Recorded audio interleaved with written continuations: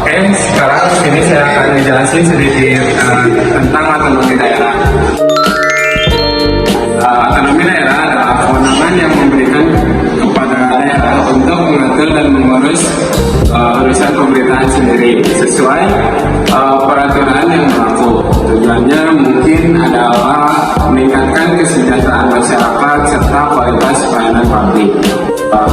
Di sini juga ada dalam sistem ini terdapat dua faktor utama, yaitu DPRD sebagai lembaga legislatif dan kepala daerah sebagai lembaga eksekutif. Keduanya memiliki peran yang sangat dalam menjalankan pemerintahan daerah secara efektif, transparan, dan akuntabel. Peran DPRD itu, peran DPRD memiliki peran melalui 3 fungsi utama, yaitu yang pertama fungsi legislasi, yaitu membentuk peraturan daerah bersama kepala daerah sebagai dasar hukum kebijakan. Yang kedua yaitu fungsi anggaran, yaitu membantu dan menyetujui APBD agar sesuai dengan kebutuhan masyarakat. Nah, yang ketiga yaitu fungsi pengawasan, mengawasi jalannya pemerintahan daerah. Nah, melalui fungsi tersebut, DPRD berperan sebagai wakil rakyat yang memastikan kebijakan daerah berjalan sesuai dengan kepentingan masyarakat.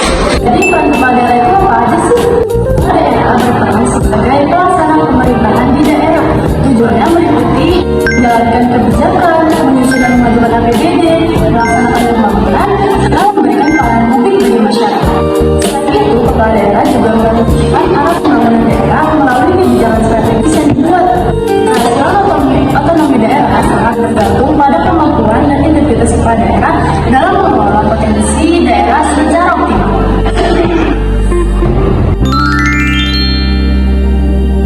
Secara keseluruhan pelaksanaan pelayanan publik di otonomi daerah masih menghadapi sejumlah tantangan penting.